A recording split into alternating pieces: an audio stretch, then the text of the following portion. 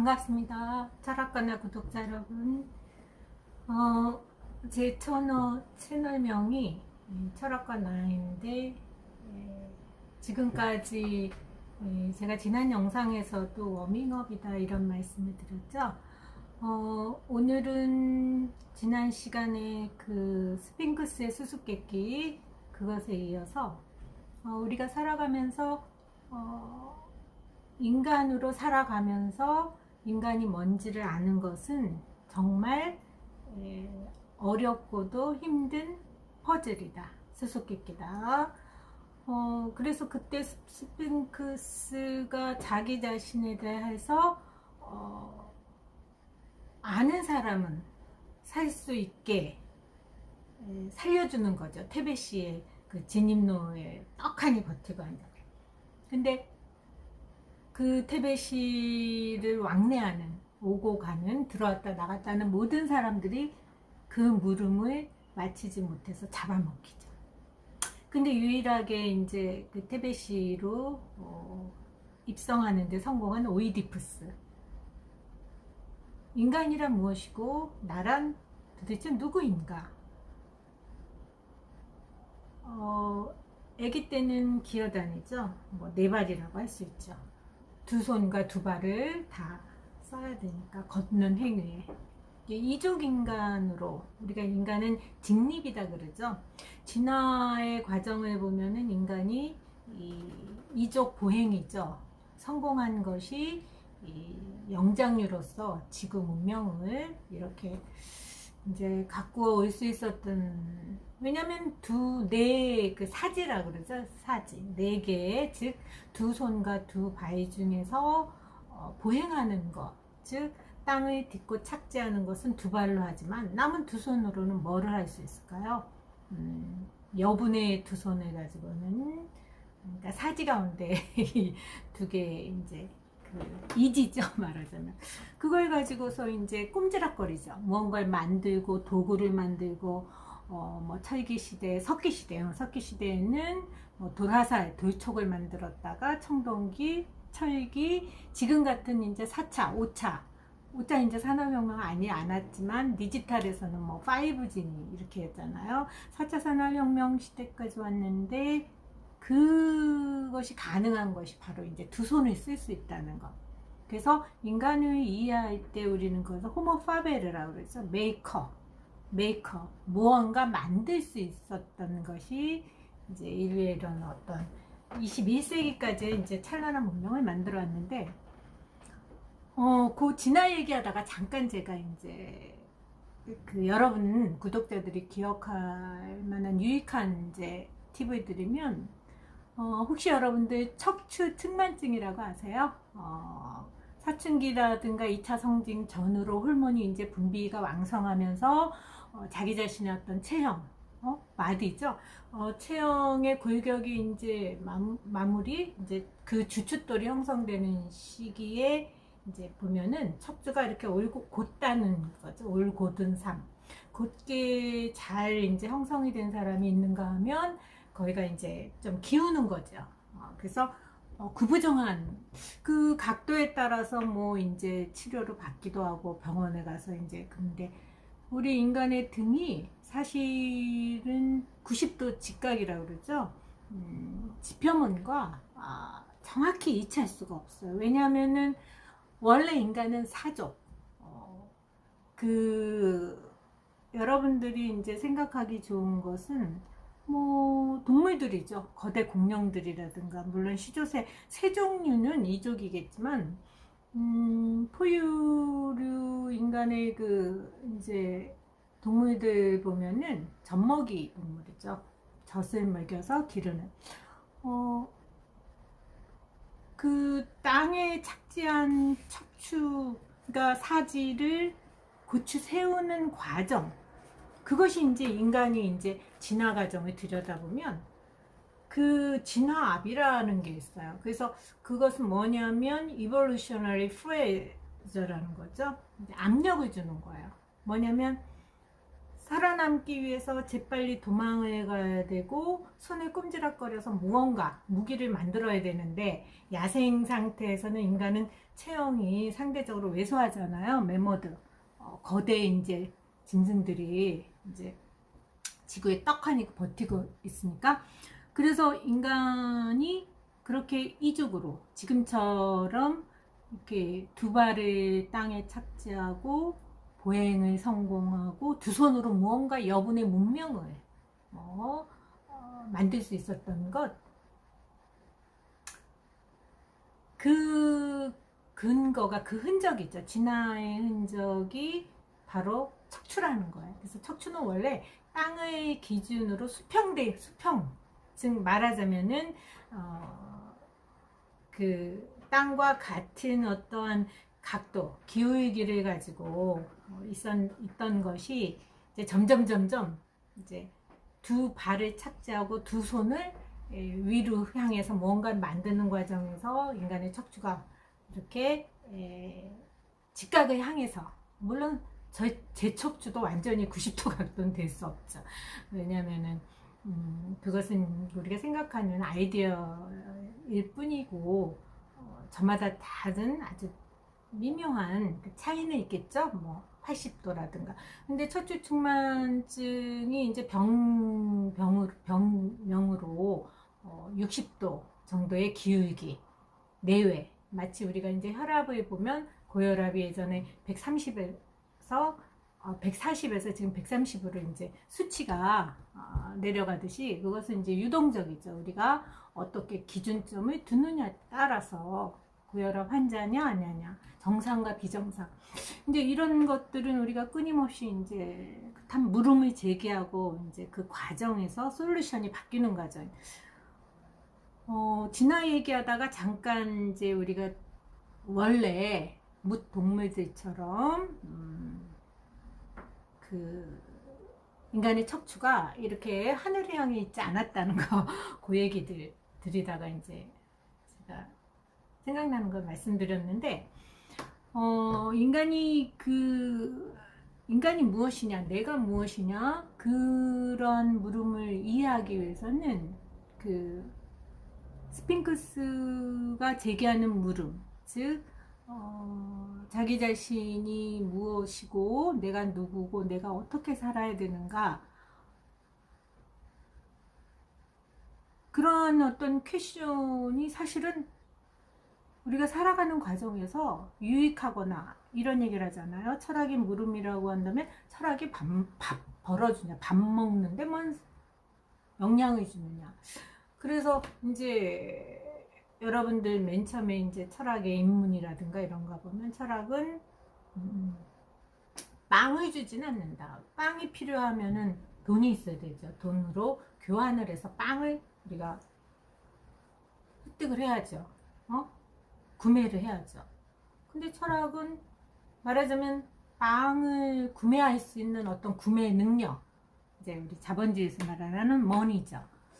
그거를 주지는 않지만 왜 내가 빵을 먹어야 되느냐, 아니면은 왜 내가 쌀밥을 먹어야 되느냐, 뭐 잡곡밥도 좋고, 아니면 내가 왜 뭐 누드를 먹어야 되느냐, 이런 선택지죠. 물음이죠. 말하자면 내가 무엇을 욕망하고 내가 무엇을 한 끼 식사로 원하느냐, 그런 사고 과정, 무엇을 먹을까, 그 무엇이라는 물음을 던질 때는 이미 그것은 우리는 철학을 하고 있다. 그런 이제 얘기를 했는데, 이러한 물음이 그러면 우리에게 왜 필요한가를 들여다보면은 바로 우리 삶은 소중하니까, 한 번밖에 없고 일회적이고, 제가 그래서 지난 영상에서는 상대적인 박탈감, 밖에서 롤모델을 구하고 다른 사람이 행복하다니까 기웃기웃거리다가, 슈페너가 말하듯이 어영부영하다가 내 그럴 줄 알았다, 묘비명예. 그러니까 인생을 허투루 살지 말아라, 말하자면 그런 말씀이죠. 그래서 제가 심보르스카 시 잠깐 한 구절을 들려드리고 싶어요. 제가 두 번은 없다, 지금도 그렇고 앞으로도 그럴 것이다. 그러므로 우리는 아무런 연습 없이 태어나 아무런 훈련 없이 죽는다. 한 연을 생략하겠어요. 그 세 번째 행에 반복되는 하루는 단 한 번도 없고 두 번의 똑같은 밤도 없고 두 번의 한결같은 입맞춤도 없고 두 번의 동일한 눈빛도 없다. 자, 이 심부르스카의 두 번이란 없다는 것은 7연으로 7개 연으로 됐는데 제가 여기서 두 행만을 이제 우리 구독자들에게 읽어드렸어요. 사실 이거는 굉장한 현기증이라고 할 수 있죠. 무슨 얘기냐면은 매번 살아가는 하루하루의 삶이 아주 우리가 이제 놀이동산에서 그 놀이기구를 타잖아요. 그러면 이것이 이 공간이 급속히 바뀌는 과정에서 우리는 어지러움을 달팽이관이 자극을 받아서 어지러움, 현기증을 느끼는데 만약에 하루 24시간의 흐름이 색깔이 다채롭다면 너무 다양하고 그냥 각양각색이라서 빨주노초, 파나무처럼 아주 선명하게 구별이 된다. 물론 이제 무지개빛 7가지 색도 우리가 그것을 그냥 이름 지은 것 뿐이죠. 7개로 대별했지만 그 스펙트럼 사이에 편차는 촘촘해서 그것을 우리가 생각할 때는 제논의 역설이라고 그래요. 무슨 얘기냐면 인간의 사고는 사실은 공간성을 뛰어넘는, 그래서 그것을 메타인지다 이제 이렇게도 얘기를 하는데, 빨강 다음에 오는 게 주황인데 빨강과 쉽게 얘기하면 주황 사이에는 어마어마한 여러분들이 이제 구독자 여러분들이 이해하기 쉽게 얘기하면 이렇게 이제 가정하면 될 거예요. 예전에 우리가 화폐가 100원짜리, 제가 이제 그 학창 시절을 보면은 100원짜리를 가지면 지우개도 하나 사고, 근데 지금은 100원짜리 학생들이 손에 쥐어주면 교환 가치가 없죠. 그만큼 환율이 올랐다는 것이죠. 그래서 그 얘기는, 그러니까 이제 돈의 값어치는 떨어졌다는 건데, 그 얘기는 뭐냐면은 100원이 1000원과 만원에 비해서는 10분의 1, 100분의 1이지만 그 100원이 또 1원에 비해서는 또 10배, 100배의 큰 그런 가치를 있다는 거죠. 그것은 무슨 말이냐면은 만약에 이제 미터 자가 있으면 1미터는 100cm고 1cm는 10mm고 1mm는 그래서 현대과학은 그것을 나노, 초나노, 초초나노, 원자가 수립자, 지금 원자, 광자, 전자, 이렇게 점점 촘촘히 미세하게 나누어지는 과정 아니겠어요? 그래서 만약에 두 번이 없다, 심부르스카 시인의 말처럼, 그래서 오는 시간, 지금 이 순간이 두 번 다시 오지 않는다, 그러면은 그것에 대한 감각, 센시티비티죠. 그것은 무엇이냐? 그것은 현기증이 아니겠느냐? 그러면 이것을 어떻게 우리가 정신을 차려야 됩니다. 죄송해요, 정신을 차린다. 그래서 오늘 제가 준비한 게 2021년 올해죠. 올해 3월 30일 날 국내에 현대지성이라는 출판사가 있어요. 현대지성에서 나온 셀프 릴라이언스가 있어요. 릴라이, 의존하다는 말이죠. 릴라이언스는 자기 의존, 자기를 믿는다. 다시 말해서 트러스트, 자기를 신뢰한다. 이 랄프 와이도 에머슨, 여러분들이 기억하시기엔 에머슨이라고 기억하실 텐데요.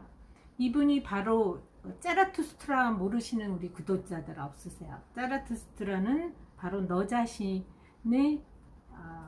말하는, 우리가 이제 초인이라고 그러는데 나 자신이 되기 위한 그 초국인. 그럼 나 자신이 된다는 건 뭐냐? 나를 이기고 극복하는 거죠.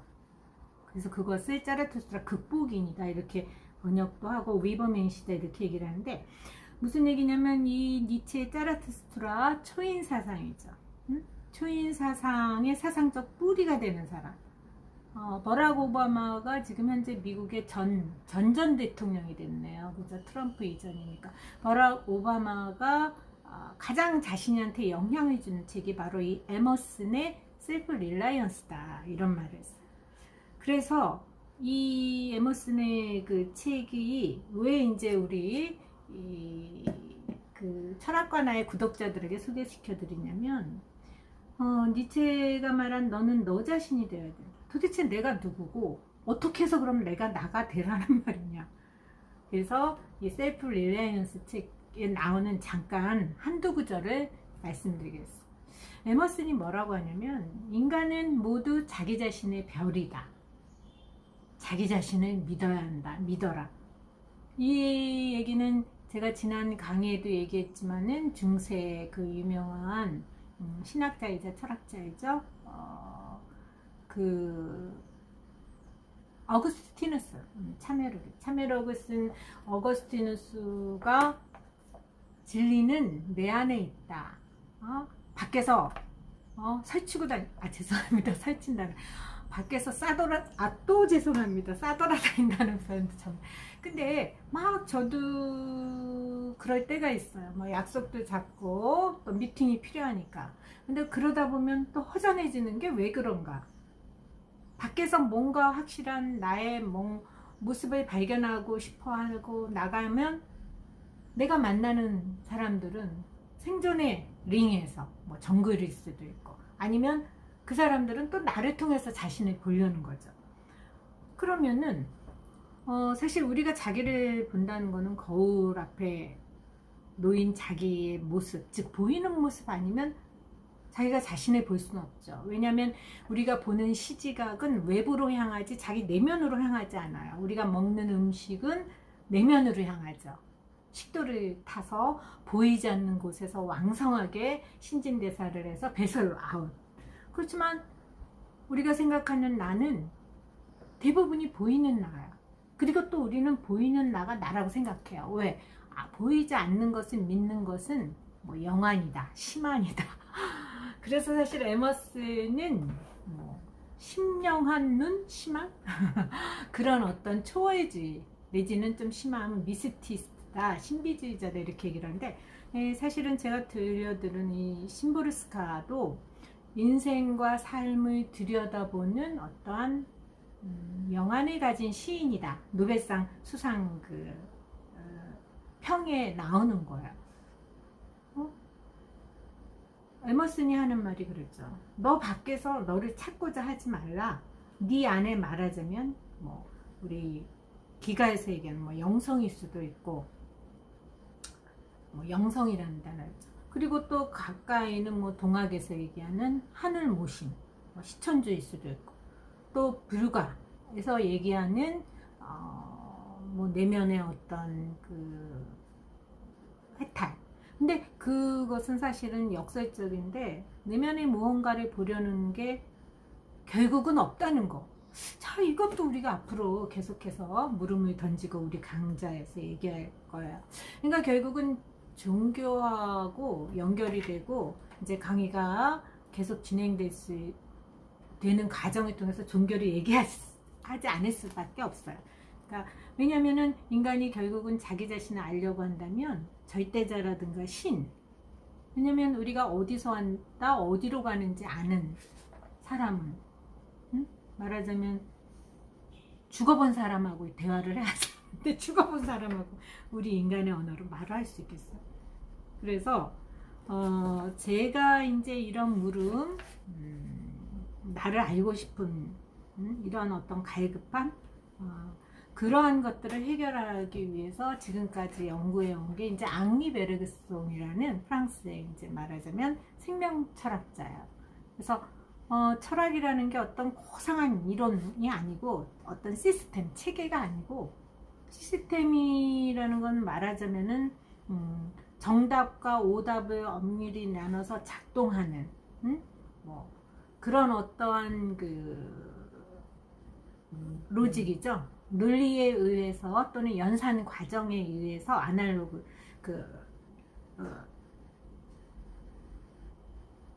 정답과 오답을 나눌 수 있는. 그런데 말하자면은 그 베르그송이 얘기하는 것은 그런 게 아니고 끊임없이 이렇게 변해가고 되어가고 만들어지는 과정이 바로 나이고 인생이고 또 철학은 바로 그렇게 해야 된다. 그래서 베르그송은 심지어 이런 얘기까지 하죠. 철학이 무르익으면 결국 언어는 필요 없게 된다. 그래서 제가 우리 구독자들에게 이제 앞으로 언어에 대해서도 강의를 하게 되는데, 이런 것은 굉장히 그 노자와 장자의 맥락에서 이제 노장 사상을 보면은 도가도 비상명이라고 그러죠. 말로써 말하는 순간 그것은 말하고자 하는 대상이 아니라는 거예요. 그래서 도는 도라고 말할 수 없다라는 거예요. 그러면 왜 그런 어떻게 보면 말이 안 되잖아요. 분명히 우리는 특정인으로서 태어나서 뭐 누구의 자녀 또 어떠한 그 자기로 불리고, 근데 그런 것들은 마치 화폐같이 통용되는 그런 것이지, 그 당사자 자기라고 자기로서 살아가는 그 당사자는 끊임없이 물어야 된다는 거예요. 내가 뭔가. 자, 그러면 베르그송은 어떻게 얘기를 하느냐, 이런 얘기를 하죠. 얼마 전에 5월 달에 어린이날이 있었어요. 우리는 어린이가 있다고 생각하죠. 그래서 우리 아이가 몇이에요? 우리 집에 어린이가 둘이 있어요. 우리 자녀가 둘이에요. 이런 말을 한단 말이에요. 근데 베르그송은 그렇게 생각 안 해요. 아이가 3살이 되고 4살이 되고 5살이 되고 마침내 어른이 되겠죠. 우리는 물리적으로 양적으로는 뭐 19세 성인식을 치르고 그래요. 그렇지만 베르그송에 의하면 어린이가 어른이 되는 건 없어요. 세상에 무언가 완성된 건 없고 끊임없는 프로세스, 시간의 과정이기 때문에 단지 어린이가 어른으로 되어가는 과정이 있을 뿐이다. 자, 이 말은 어떻게 이해하느냐? 우리 구독자님들 거의 다 어른이실 거예요. 그러니까 성인, 만 19세 이상. 근데 그것도 따지고 보면 예전에는 뭐 20세, 이제 조금 있다가 뭐 18세를 성인이라고 할 수도 있지만, 아니면은 이것은 우리가 이제 등급 영화 같은 데 보면은 미성년자 관람 등급 컷을 볼 때 예전에는 뭐 20세, 이런 것도 지극히 자의적이고 우리가 사회생활에서 통용되는 하나의 약속이거든요. 자, 그렇다면 무엇이냐? 저나 구독자분이라든가 우리는 자신을 뭐 예를 들면 장년의 나이다, 아니면 노년의 나이. 근데 사실 노년이라는 것도 노년으로 되어가는 과정이지, 어떤 어르신이라도 물어보세요. 본인이 늙으셨나요? 늙었다는 단어, 단지 늙어가는 과정에 있다라는 것. 이게 무슨 말장난 같으냐. 우리는 이제 베르그송에 의하면 그 지속이라고 그랬잖아요. 듀레이션. 끊임없이 이어진다. 무언가 변화하고 있는 상태라는 거예요. 근데 그 상태 밑에다가 무언가 고정된 나가 있다고 생각해요. 그래서 뭐 신체, 뭐 몸무게는 몇이고 키는 몇이고 학력은 어떻게 되고 지금 현재 자산은, 이런 나가 밑에 있어서 나는 늙어서 노인이 됐다. 근데 그렇지 않다라는 거예요. 이게 무슨 얘기냐면, 사실은 이것은 아주 섬세하게, 아까 제가 그랬죠. 하루 24시간을 생각하면 그 심보르스카의 말처럼 매번 다르다라는 것을 어떻게 인지하느냐. 이것은 굉장한, 어떻게 보면 현기증이죠. 사고의 훈련인데 너무 깊이 들어가면 그래서 우리는 저녁이 되면 수면에 취하고 뇌가 다시 리셋을 하고, 이게 신이 인간을 이제 다 정교하게 만들었기 때문에, 우스갯소리로 얘기하면 저는 그 병 주고 약 줬다 이런 얘기를 해요. 어쨌든 그래서 지금 만약에 우리가 20대 젊은이, 뭐 MZ세대가 있다, 그들은 청춘이다? 젊다? 아니죠. 베르그송에 의하면 젊은이로 되어가는 과정에 있다는 거예요. 지금 무슨 얘기냐면, 내가 지금 29세예요. 그러면 내가 젊은이니까 뭐 젊다, 청춘, 영원히 변하지 않는 청춘이 이 과정의 밑에서, 이제 철학에서는 그것을 서브스탄스라고 그러죠. 본질, 실제 변하지 않는 젊음이 있어서 내가 지금 젊어?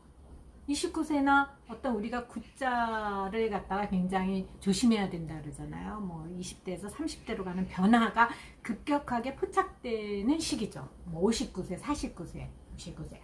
근데 사실은 그것은 우리가 그렇다고 한다면 30이 됐다고 30살이 됐다고 29살, 28살하고 뭐 신체적으로 엄격하게 달아서 자 여기까지는 너네는 청춘이야. 자 나는 30살 됐으니까 아니 나는 이제 청춘이 아니야. 이렇게 할 수 없다라는 거죠.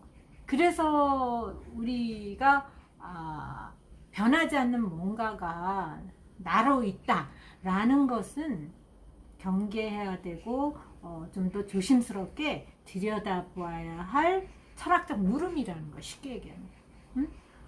내가 즐거운 일을 하고 좋아하는 취미를 하는 어르신이 만약 있다라고 가정을 해보자면 그 어르신이 지금 마음은 청춘이다. 가능하죠. 왜냐하면 그 어르신이 지금 우리가 물리적으로는 나이가 드셨다 해도 그분의 마음은 그 시간의 흐름을 보내는 뭐 예를 들면 70세 시간을 보내는 그 마음 밑바닥에 뭐 정해진 즉 멈추어 선 노인이 있는 건 아니지. 그래서 이것은 프로이드가 뭐라고 얘기했냐면 우리가 이렇게 끊임없이 흘러가고 만들어져 가고 나라는 존재도 평생 사는 동안 만들어가는 말하자면 이제 우리가 도예가가 이렇게 쭈물럭거려서 무슨 작품을 조각상을 만들시 나로 되어가는 것 뿐이에요. 그런데 나는 결정된 나가 있어.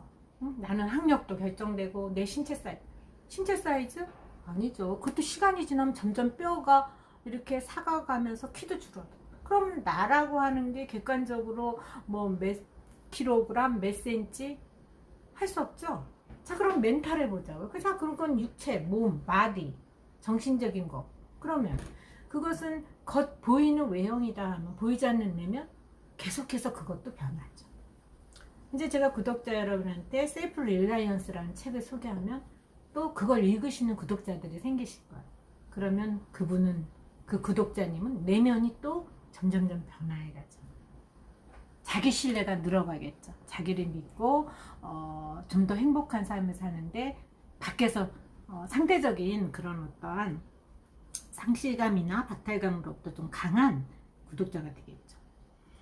자, 그래서 프로이드가 자라지 않는 아이를 얘기할 때 아이라는 것도 사실 고정된 아이는 없다라는 거예요. 계속해서 성장하고 자라나는데 그 어렸을 때 예를 들면 뭐 몇 세, 6세면 6세 아니면 청소년기에 어떤 폭행을 당했다. 가정폭력이나 성폭행을 당했다. 그래서 그 당시로 나의 멘탈이 이제 스톱하는 거예요. 그래서 자라지 않는 아이라고 그래서 이것은 바로 트라우마죠.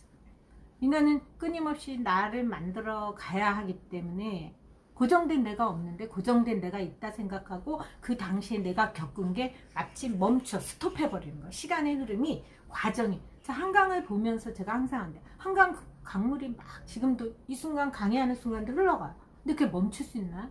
물론 영화로 하면은 다시 이제 앞으로 향하는 게 뒤로 빡 후진하는 뭐 그렇게 영상 필링 기법이 있잖아요. 영화처럼. 그렇지만 삶의 시간은 그런 게 없어요. 그래서 여러분 우리 구독자님이 잃어버린 나를 찾는다라는 그 제가 지난 그 내시보드에 올린 그 장면 그 나라는 것에 대해서 여러분들이 깊이 성찰을 해야 된다. 그래서 다시 칸트로 들어가면 칸트는 그렇게 얘기를 했죠. 임마누엘 칸트 지난 시간에 이제 얘기했죠. 인생은 하나의 예술 작품이에요. 칸트가 81세에 임종할 때 S is good, it's good. 내 삶은 good, 좋았다, 만족했다, 만족스럽다. 왜 만족스러워? 자기가 원하고 희망했던 즉 자기 내면에서 샘솟았던 욕망을 열심히 실천해서 인간이란 무엇인가에 대한 비판서도 냈고 그 삼비판서라고 그리고 자기가 원하는 어떠한 어떤 뭐 희망이면 희망이고 계획은 인생의 계획을 나름대로 열심히 성실하게 실천해서 마무리했다. 그렇기 때문에 칸트가 생각하는 나는 결국은 만들어진 작품. 우리가 예술 작품이 뭐예요? 무에서 유를 창조할 수는 없지만 예술 작품을 만들려면 캔버스도 있어야 되고 머티리얼 필요한 이제 재료가 있어야 되죠. 소스가 요리할 때 레시피만 갖고 못 하잖아. 그런데 우리한테 주어진 건 우리의 이제 바디가 있죠. 몸이 있죠. 그래서 나란 무엇인가를 물을 때 항상 몸에 대해서 성찰을 해야 되는 건 필수죠. 니체 자라투스트라를 국내에서는 몸 철학이다 이렇게 이제 그 표현한 그 니체 전공자 분도 계세요.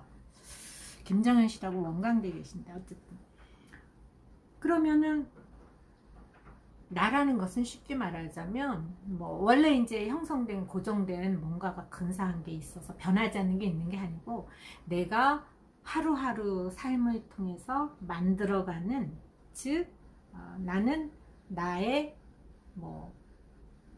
가드 창조주는 될 수 없지만 그렇게 내가 정권을 가지고서 내 환경을 다 바꾸고 내가 갑자기 유학을 가서 거창하게 남보란 듯이 막 남들이 인정해주고 그런 어떤 그 학위를 하버드대 학위 그런 것까지 내가 만들어 가라는 그건 아니죠. 그런 말이 아니고 자기 자신이 처한 그것을 이제 니체식으로 말하자면 돼지의 두 발을 착지를 아주 제대로 해야 되죠.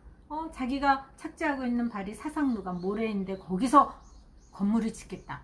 그러면 그것은 삼풍백화점 이상의 대형 참사가 되죠. 그 자기 자신이 처한 나름대로 제가 항상 얘기하지만 그 저마다의 환경과 여건과 처지에서도 거기서 이제 출발을 할 때 나는 나의 삶을 나를 하나의 마치 아까 칸트가 말하는 굿 예술작품처럼 만들어갈 수 있는 그 삶의 주인공이 될 수 있다. 이러한 것들이 사실은 이제 오늘 지난 시간과 연결해서 제가 드리는 말씀이고 사실은 이다 라는 단어 있죠. 나는 누구이다. 나는 홍길동입니다. 이다. is라는 동사는 사실은 becoming, 되다, 되어가다, 과정을 의미해요. 과정. 그래서 사실은 이 언어를 분석해봐도 고정된 어떠한 그 불변한 나는 있을 수가 없는 거죠. 우리가 살아가는 그 주어진 시간 동안 나로서 되어가는 과정. 부모면 부모, 자녀면 자녀, 연인이면 연인. 근데 되어 가다 보면 우리 가다가 돌부리에 넘어질 수도 있잖아요. 실족할 수도 있고 잠시 딴 길로 잠시 이렇게 이탈할 수도 있고 과정이라는 것은 말하자면은 어느 누구도 정말 점쟁이도 예측할 수 없는 그런 어떤 그래서 그것을 이제 베르그송 같은 이제 분은 사상가는 그것은 새로움이자 창조성이다. 내가 나를 만들어가는 이 과정 그것은 어느 누구도 타치할 수 없는 어떤 전인 미답의 전인 미답 어느 누구도 걸어본 적이 없는 길 only my way 나의 길이죠. 자, 우리 구독자 여러분들이 나에 대해서 이 정도로 오늘 제 생각을 따라오시고 다음에 또 이 문제에 대해서 계속해서 여러분들을 만나고자 합니다. 자, 오늘 감사했어요.